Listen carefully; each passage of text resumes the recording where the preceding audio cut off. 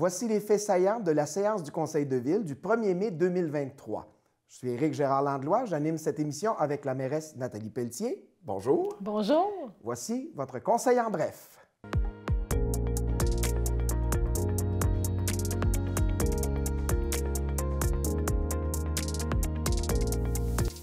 Alors, je prends d'abord quelques secondes pour remercier Danny Béliveau qui m'a remplacé pendant les vacances en votre compagnie, Mme Pelletier. Ça a bien été? Oui, c'est un bonheur. Ça m'a fait du bien. Oui, c'est un bonheur de vous retrouver aussi. Merci.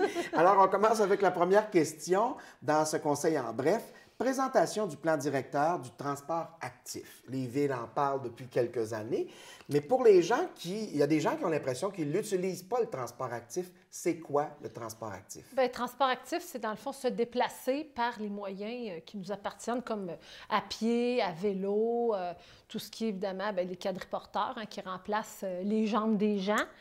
Alors, nous, notre plan directeur, c'est un outil de planification pour permettre de faire en sorte d'améliorer notre réseau cyclable, de conserver ce qu'on a, puis de l'améliorer, réseau cyclable et piétons, dans la ville de Magog. Par rapport à d'autres villes, où est-ce qu'on se situe avec notre transport actif? Est-ce qu'on est une ville où il fait bon marcher puis on est en protection?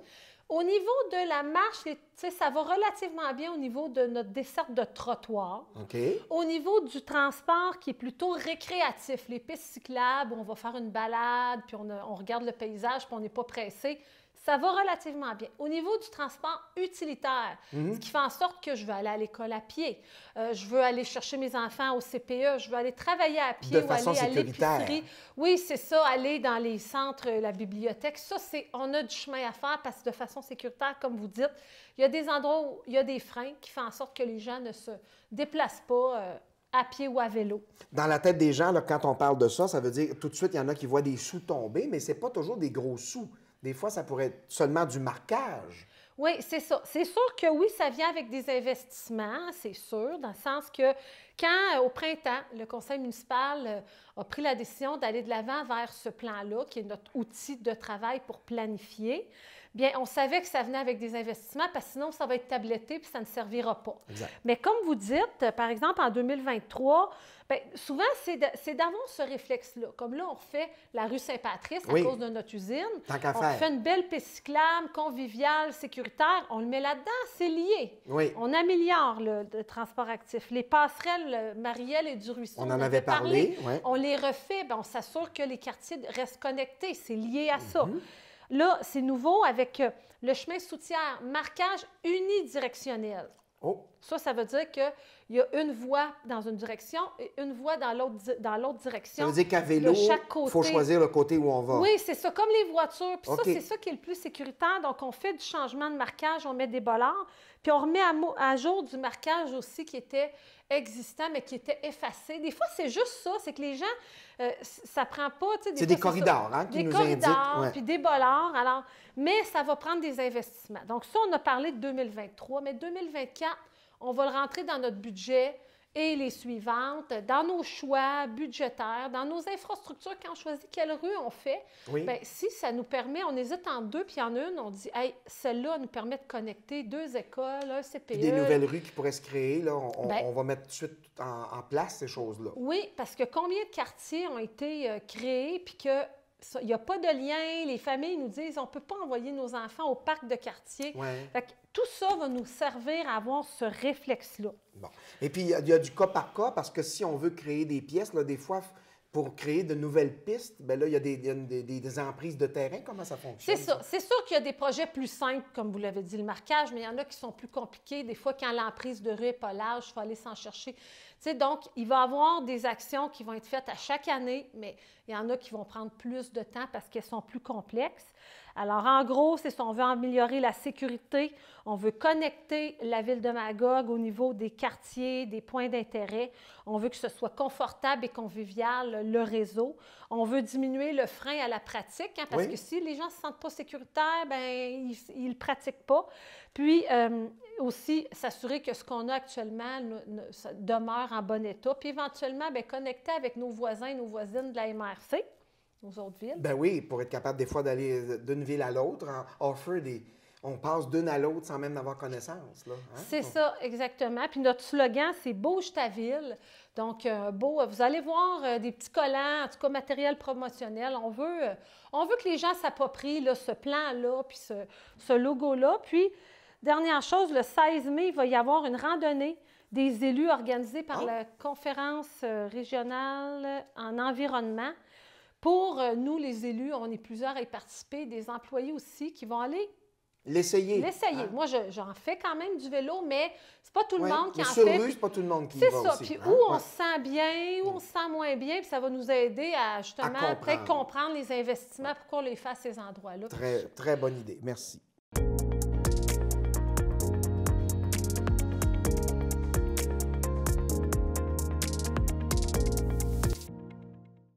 Pour le prochain point, le 6.7, on se dirige maintenant du côté de notre marais, désignation de réserve naturelle du marais de la rivière aux Cerises. Parce que là, évidemment, hein, c'est une étape, on veut s'assurer que ce droit-là, cette beauté-là qu'on côtoie, où tous les Magogouas vont marcher, on peut continuer de l'avoir à vie. Oui, c'est ça, parce qu'on comprend que c'était déjà protégé par les règlements municipaux, par le schéma d'aménagement de la MRC, mais ce sont quand même des règlements qui pourraient, ça ne serait pas facile, mais qui pourraient se changer ou qui pourraient faire en sorte qu'il y ait des parties du marais. Légalement, des fois, une faille pourrait... Oui, c'est ça. Alors ici, là, ce qu'on demande, c'est une première étape. On veut obtenir le plus haut statut de protection, faire en sorte que ça va être protégé à vie pour les générations futures. Ça, c'est des demandes gouvernementales, ça? Oui, c'est ça. Alors, la première étape, c'était résolution du conseil municipal de la ville parce que ça appartient à la ville de Magog, mais le gestionnaire, c'est l'AMRAC. Là, ensuite, ça va être une résolution de la part de l'AMRAC. Le ministère va évaluer la demande, puis il va nous revenir, puis là, on va avoir un acte notarié à compléter. Okay. Ça, évidemment, on peut dire aussi cette grandeur-là, c'est 132 065 hectares. Oui, 132,65 hectares, c'est ça. Alors, tout est protégé, tout ce qui est là actuellement, excepté le bâtiment et le stationnement, parce qu'il y a déjà de l'activité, puis on ne peut pas protéger ça comme réserve naturelle. Non, c'est clair. Puis, tu sais, c'est vraiment, les Magogouas sont fiers. Hein, c'est exceptionnel d'avoir ces sentiers-là, ce milieu exceptionnel de biodiversité au cœur de la ville. Puis, c'est un rôle aussi, tu sais, on est chanceux quand même. On voit beaucoup de catastrophes naturelles. C'est ça, mais ça, c'est un rôle ça absorbe l'eau et tout ça. C'est un rôle important au niveau de la filtration. Quand la montée du lac se fait. Oui, c'est ça. Pour toutes ces raisons-là, nous sommes... le conseil municipal était très, très ouvert, très fier de cette annonce. Évidemment, il y a toujours la question du public qui vient avec combien ça va nous coûter cette affaire-là. Bien, ça ne coûtera pas grand-chose, dans le sens peut-être quelques mille dollars, là, juste pour l'acte notarié, un peu de temps au niveau d'employés qui vont travailler sur ce dossier-là, mais c'est des choix. Puis, il faut quand même aussi rappeler aux gens que ça va demeurer comme ça. Les gens vont pouvoir aller marcher encore sur les sentiers. C'est un héritage. Les gens tous ces endroits-là, pour Magog, pour les citoyens, ce sont des héritages. Oui, complètement. Puis là, on veut s'assurer que tous nos petits-enfants, là, ils vont pouvoir continuer à en profiter. Bon. Alors, après ça, peut-être qu'il y aura d'autres étapes. On dit une première étape, éventuellement, il y aura peut-être d'autres étapes là-dedans. Bien, c'est ça. Éventuellement, ça devrait finir avec un acte notarié puis une annonce officielle où là, c'est protégé, mais qui peut avoir encore de l'entretien, des caractérisations pour connaître il va se passer encore les mêmes activités qui se passent là. C'est juste que ça va être protégé. Puis, ça nous donnera une occasion de célébrer. Oui. Voilà. Merci.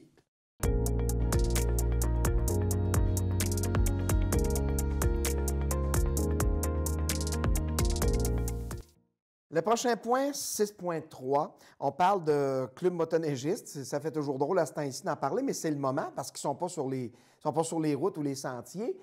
Dans les cantons de l'Est, on est choyés, on a de beaux sentiers. Alors ici, c'est l'appui à la Fédération des clubs de motoneige du Québec pour le déplacement d'un tronçon sentier de motoneige.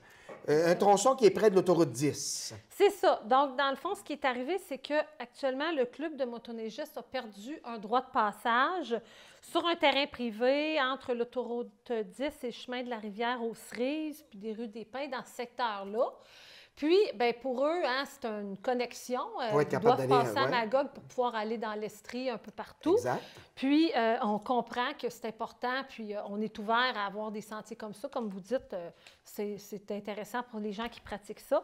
Alors, comment ça fonctionne? C'est que c'est la ville, hein, qui a quelqu'un à l'interne qui analyse les demandes. Puis, nous, donc, étant donné qu'ils ont perdu leur droit de passage, la solution, c'est de les faire longer l'autoroute 10. OK. Dans l'emprise du ministère des Transports. Puis comment ça fonctionne? Bien, le ministère veut toujours dire, bon, est-ce que la municipalité est d'accord avec ça? Puis là, nous, bien, on a dit oui, on est d'accord, on trouve que c'est logique, on trouve que c'est important qu'ils continuent à passer chez nous. Puis là, bien, la demande va cheminer, elle aussi. Ouais. C'est un peu la même chose que l'autre demande. Parce que donc, des droits de passage, c'est jamais simple, parce que c'est pas toujours, c'est pas de l'acquis jamais, en tout cas. Non, souvent, c'est sur des terrains privés, puis ça dépend toujours. Ce sont des négociations, mais c'est le bon temps de le faire maintenant. La saison est terminée pour être prêt pour l'hiver prochain. Malheureusement, trop de fois, on a vu des choses comme ça se passer à quelques semaines du départ. C'est ça. Voilà.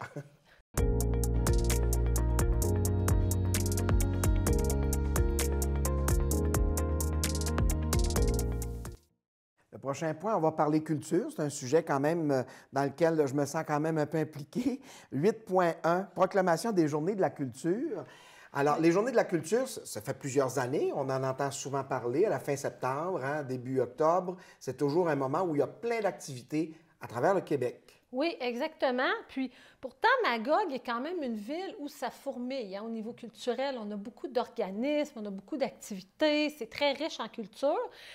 On avait dans le temps une semaine culturelle qui était autour de ces mêmes dates-là, mais Magog ne participait pas en tant que tel aux Journées de la culture. Oui. Puis pourtant, c'est une belle opportunité parce que l'Assemblée nationale proclame les Journées de la culture.